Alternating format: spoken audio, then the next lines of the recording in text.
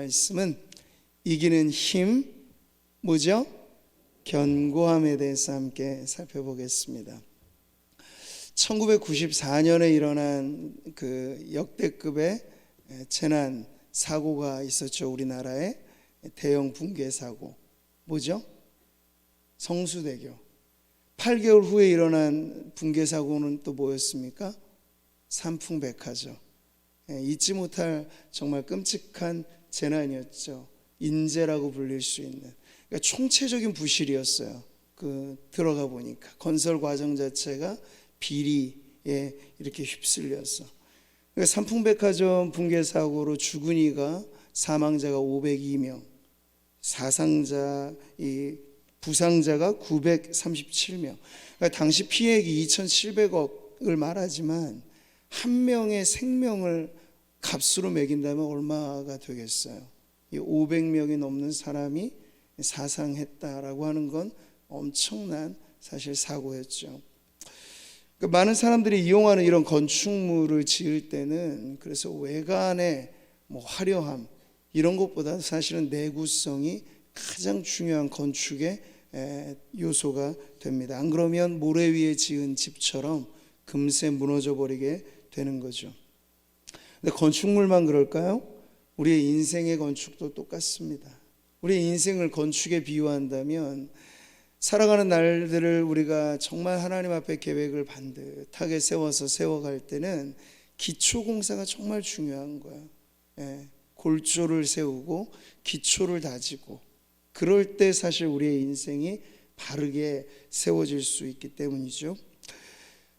그 나라 전체가 이 지진대 위에 있어서 정말 지진이 너무 잦은 나라 일본이죠.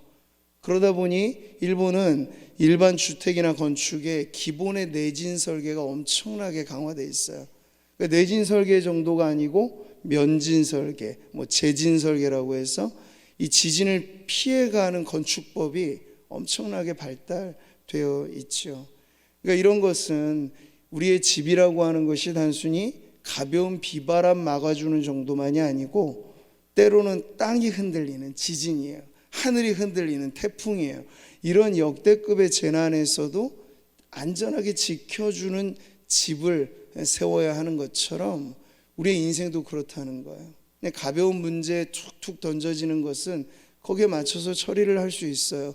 그런데 이렇게 우리가 코로나 같은 역대급의 재난을 겪게 되고 어려움이 오래 지나가게 되면 이건 기초 공사가 어떻게 돼 있느냐에 따라서 그 사람의 인생이 좌우가 되는 그런 문제이기 때문에 이 인생의 건축술에 있어서 오늘 우리는 그 견고함이라고 하는 것이 얼마나 중요하고 또 이 견고함이 신앙에 있어서 세상을 이기는 그 능력으로 얼마나 필요한가 하는 것을 말씀을 통해 보고자 합니다. 자, 첫 번째로 견고함이란 무엇일까요? 오늘 말씀에 이사야서는 이렇게 말씀하고 있습니다. 같이 보시죠. 그날에 유다 땅에서 이 노래를 부르리라. 우리에게 견고한 성읍이 있으며 여호와께서 구원을 성벽과 외벽으로 삼으시리로다. 지금 이사야는 하나님의 나라, 그 완성될 아름다운 나라를 견고한 성읍에 비유하고 있어요. 이 나라가 견고한 이유는 하나님께서 친히 방호해 주시기 때문인데 외벽과 방어벽의 하나님 자신이 만들어 주신다. 히브리서도 보면 우리가 바라는 성에 대해서, 영원한 도성에 대해서, 그 성은 하나님이 친히 설계하시고 하나님이 건축하시는 그런 성으로서 안전하다 가르쳐 주는데 오늘 이사야서가 그것을 말하고 있죠. 이러한 성읍이야말로 반석 위에 아주 든든하게 세워진 집이라 할 수 있겠어요. 여러분, 견고함이란 무엇입니까? 흔들리지 않는 것이죠. 단단함이고 굳센 것입니다. 주변 여건에 따라서 크게 요동하지 않는 힘, 그게 바로 견고함이에요. 이 추운 날씨 속에 우리가 들어오면 온도가 빨리 이렇게 원하는 만큼 올라가지는 않아요. 두 가지 종류의 사람이 있어요. 온도계와 같은 사람. 온도계 같은 사람이 뭐죠?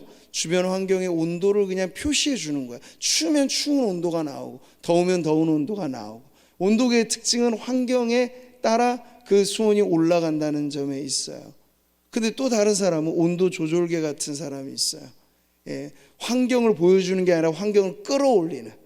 그러니까 지금 이런 데서는 우리가 몇 도까지 올라가도록 설정을 내놓으면 그 온도 조절 장치로 인해서 온도가 올라가는 힘을 끌어내거든요.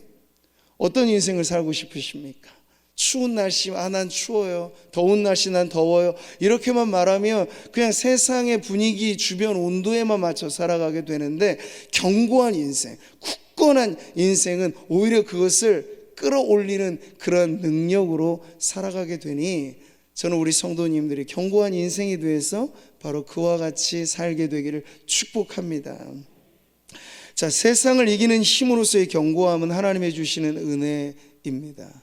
시편 1편에 나와 있는 시냇가에 심은 나무가 바로 그러한 인생이죠. 수원지가 가깝고 뿌리가 아주 깊이 들어져 있어서 그 견고한 나무는 사시사철 푸르고 때마다 열매를 맺는 나무로 나오고 있어요. 근데 이 견고한 뿌리가 없는 인생은 어떤 인생이죠? 바람에 나는 겨 같은 거예요. 그 가벼움, 그러니까 바람 휘 불면 날아가 버리는 그런 가벼운 인생을 대비해서 지금 시냇가에 심은 나무를 보여주고 있는 거죠. 여러분, 삼일천하라는 말이 있습니다. 이 말이 언제 생겼냐면 1884년에 이 김옥균의 개화당이 갑신정변을 일으켜서 정권을 찬탈합니다. 근데 그 정권이 딱 3일 가는 거예요. 그래서 다시 전복되는.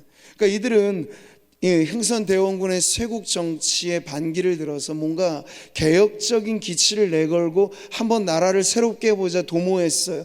그런데 그것이 이 국민들, 백성들의 깊은 마음까지 터치하지 못하고 큰 거사를 준비했지만 너무나 준비가 부족한 나머지 3일짜리 정권을 쥐고 허탈하게 물러가야 했던 바로 그 역사를 일컬어 삼일천하라고 이야기를 합니다.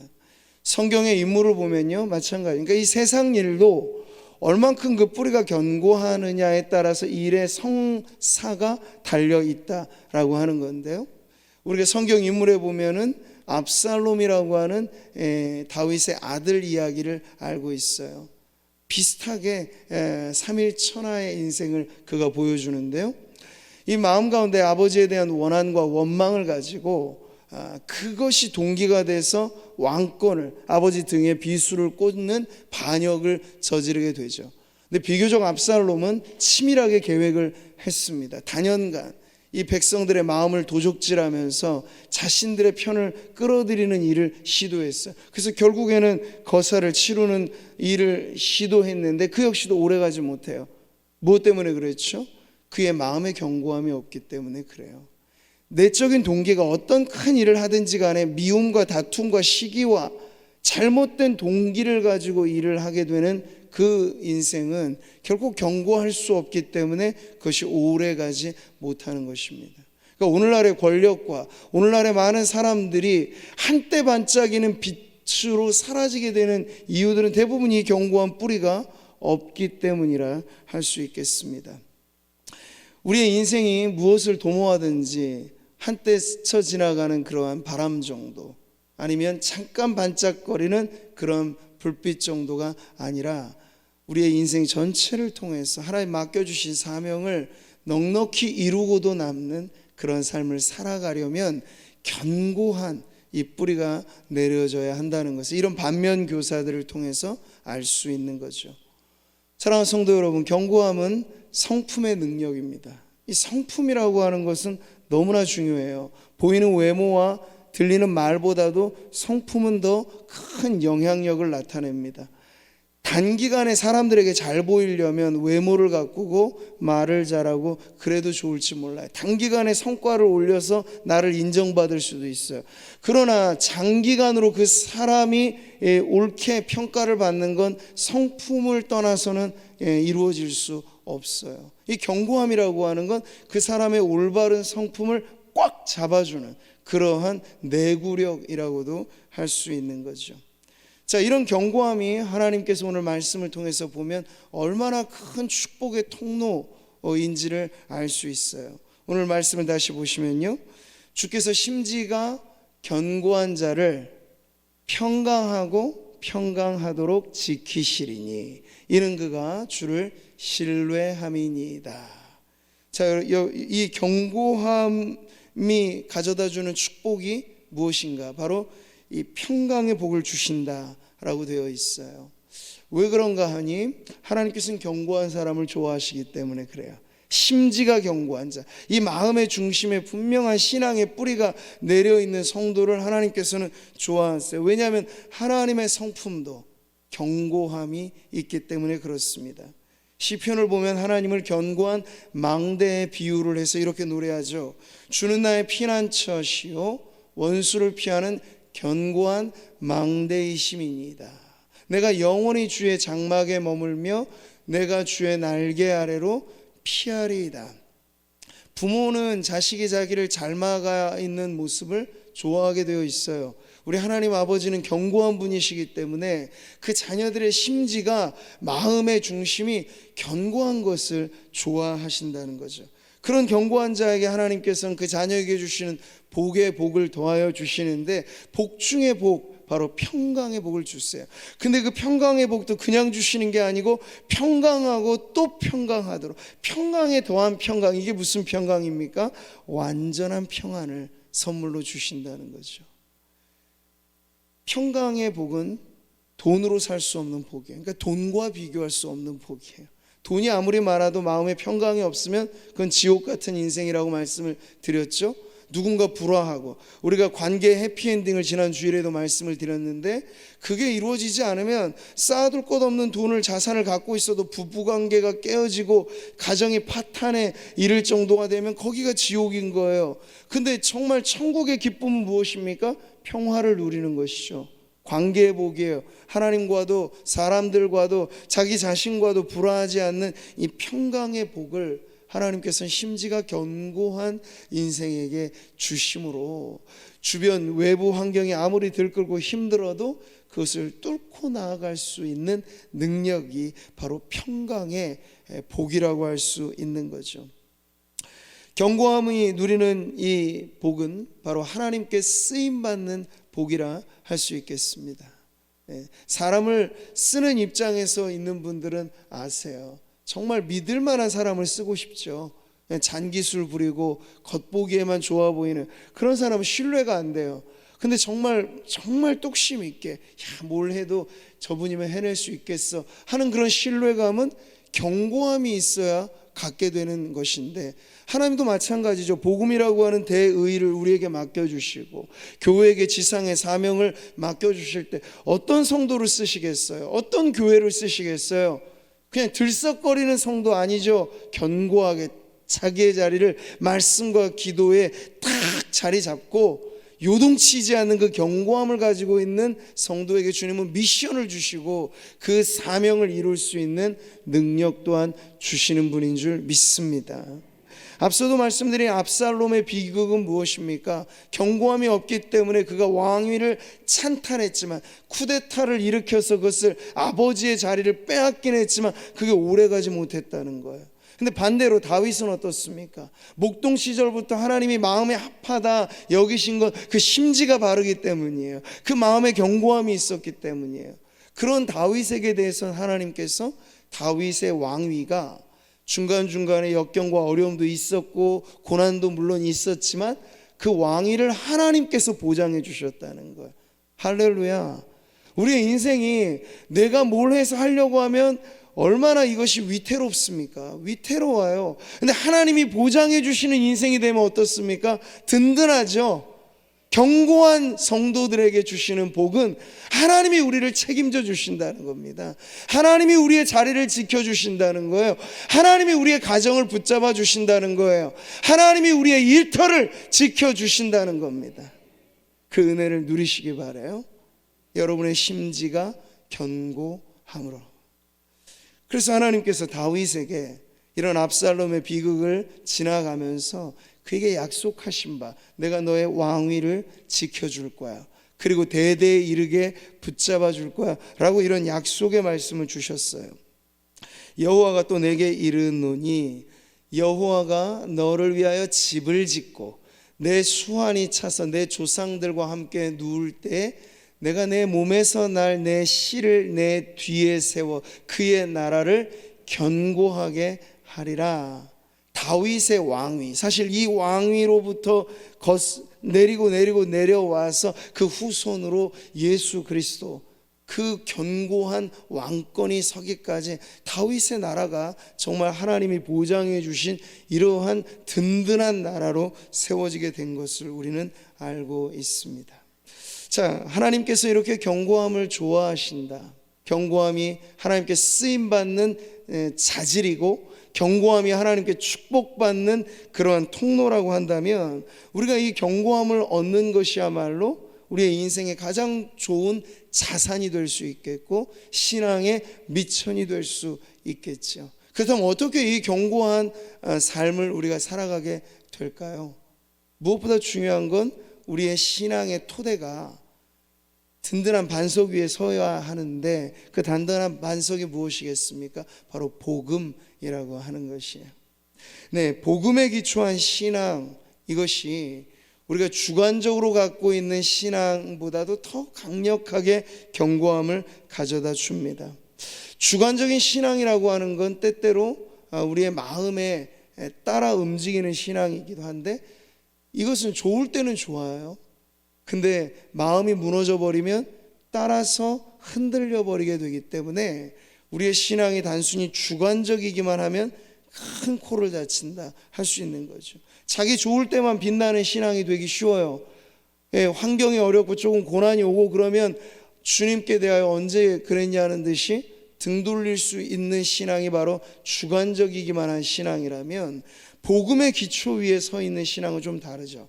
객관적인 신앙을 갖게 되는 거예요. 객관적인 진리로 단단하게 세워진 신앙이 되는 것이에요. 자, 복음이 우리를 견고케 합니다. 따라해 보시죠. 복음이 우리를 견고케 합니다. 네, 복음 위에 우리의 신앙을 세워야 그것이 흔들리지 않는다는 거예요. 코로나 시기에 한국 교회가 이렇게나 많이 흔들리고 온 지구의 세계의 교회가 흔들린다는 건 실제 우리의 실력이 재난과 고난을 당하기 전에 어땠는가를 사실 보여주는 것이기도 합니다. 네, 복음의 기초 위에 든든하게 세 있으면 그 어떠한 것이 우리를 흔들지라도 흔들리지 아니하는 그런 견고함을 가질 텐데, 우리가 그것을 미처 준비하지 못한 거예요. 유비무환하지 못한 거예요. 그래서 소 있고 왜 한 칸 고치는 그런 격으로 문제가 터지면 급급해서 거기에만 해결책을 찾으려고 안간힘을 쓰는 그러한 어떤 신앙. 근데 주님이 우리에게 바라시는 신앙은 어떠한 바람이 불어오고 어떠한 파도가 쳐도 능히 그것을 감당할 수 있는 그런 견고한 신앙을 원하시는데, 바로 복음이 우리의 신앙을 그렇게 강력하게 세워준다는 거예요. 바울이 아직 가보지도 못했던 로마 교회에 편지를 쓴 거, 이게 로마서죠.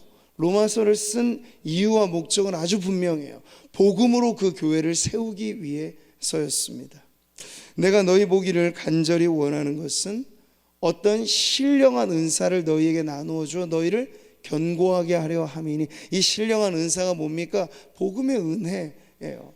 서론에서 밝힌 것을 결론에 똑같이 말하죠. 이 로마서의 결론입니다. 이 복음으로 너희를 능히 견고하게 하실 지혜로우신 하나님에 대해서 찬양을 하고 있잖아요. 하나님은 교회와 성도를 복음으로 강건하게 하십니다. 그러니까 늘 우리의 신앙의 뿌리가 말씀에 내려져 있어야 되고, 복음에 내려져 있어야 되고, 예수 그리스도에게 내려져 있게 되면요, 하루에도 수없이 바뀌는 내 감정 따라 움직이지 않을 수 있어요. 정말 믿을 만한 성도는 언제나 아까도 제가 말씀드린 것처럼 온도계가 아니라 온도 조절계 역할을 할 수 있는 사람, 주변의 영적인 기후가 매우 불안정하고 춥고 힘들어도 그 성도는 따스하게 자리를 지켜낼 뿐만 아니라 함께한 믿음의 성도들에게 그 따스함을 나눠줄 수 있는 성도여야 하는데, 누가 그러한 삶을 살겠습니까? 복음의 기초 위에 신앙이 아주 단단하게 굳세게 견고하게 세워진 성도가 바로 그런 역할을 감당할 수 있는 줄 믿습니다. 우리에게 직분 주셨고 은사를 주셨고 재능을 주셨고 이 모든 것을 주셔서 몸된 교회를 섬기게 하실 때 거기 위에 여러분 견고함을 더하십시오. 그러면 여러분의 은사가 더 빛을 발할 것이요, 견고함을 더하십시오. 그러면 여러분의 직분이 더 빛날 것입니다. 이 견고함으로 우리가 주변을 오히려 변화시키는 그런 역동적인 그리스도인의 삶을 살아가게 되기를 주님의 이름으로 축복합니다. 끝으로 이런 견고함을 위해서 오늘 그래서 우리가 기도해야 하는 거예요. 이 견고함이 하나님의 은혜요, 하나님을 닮아가는 복이요, 하나님이 쓰시는 자질이라고 한다면 우리는 반드시 이걸 우리의 기도의 제목에 넣어서 하나님, 제가 흔들리지 않는 견고한 신앙으로 주님 앞에 서게 하소서, 이렇게 기도해야 하겠죠. 하나님의 사람 모세가 그의 시편 90편에서 보면 이런 기도를 드리는 거예요. 그는 인생의 풍랑을 겪었던 사람이죠. 고난을 아는 사람입니다.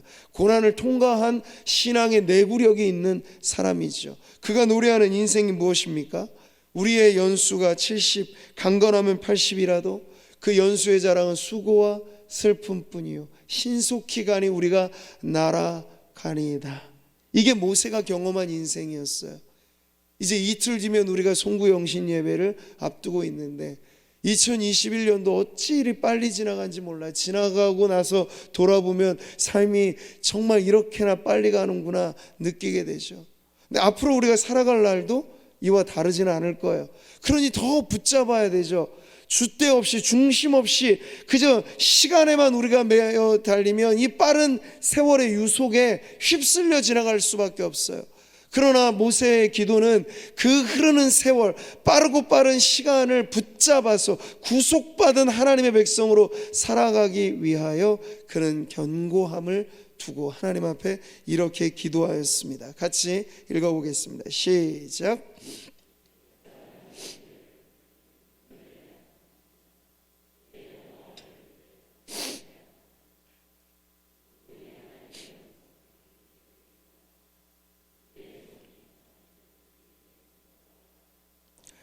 우리의 손이 행한 일을 견고하게 하소서.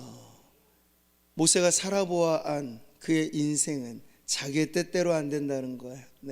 힘껏 내가 펼치리라, 뜻을 펼치리라 했을 때 안 되잖아요. 자기의 뜻과는 다르게 광야에 푹 담궈지는 그런 인생. 그러나 자기는 전혀 예상하지 못했던 순간에 하나님의 부르심을 받고, 이 모든 것이 뭡니까? 인생의 각본을 내가 쓰려고 하면 졸작이 되기 쉬워요. 그러나 내 펜대를 주님의 손에 같이 얹고 주님과 함께 쓰자고 하면 명작이 됩니다. 할렐루야. 우리의 인생 각본이 하나님이 쓰시는 대로 나아가게 되면 그 인생에 실패함은 없는 줄 믿습니다. 모세가 경험한 인생이 바로 그런 것이기 때문에 그는 자기 당대뿐만 아니라 이 시를 통해서, 이 기도의 시를 통해서 후손의 대대로 이르는 기도를 남겨준 거예요. 우리 주의 종들 자신의 당대뿐만 아니라 주의 영광을 그들의 자손에게 나타내소서. 연말 연초 우리의 기도의 목록에는 가정이 있습니다. 가정 안에는 자녀들이 있겠죠. 자녀들의 신앙, 우리가 그토록 바람하지 않는 신앙의 세대 전승이 무엇으로 가능하겠습니까?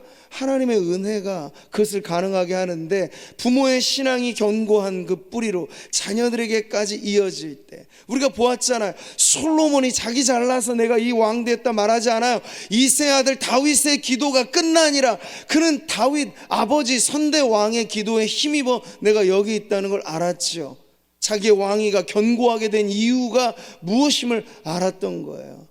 그러니 우리도 마찬가지로 우리의 당대에 남은 인생이 견고할 뿐만 아니라 우리는 먼 미래를 보면서 야곱이 이 자신의 자손들의 먼 미래까지를 내다보고 축복의 기도로 그의 인생을 마무리한 것처럼 우리가 자녀들을 위해 뿌려줄 수 있는 축복의 씨앗, 축복의 기도는 바로 그들의 신앙이 견고하게 서는 것을 바라고 기도하는 것이어야 되겠습니다. 성품이 바른 자녀들, 신앙의 인격이 바른 자녀들, 그냥 잔기술 가지고 세상에 헉헉거리며 버텨내는 정도가 아니고 세상을 움직여갈 수 있는 자녀들 되라고 말이죠.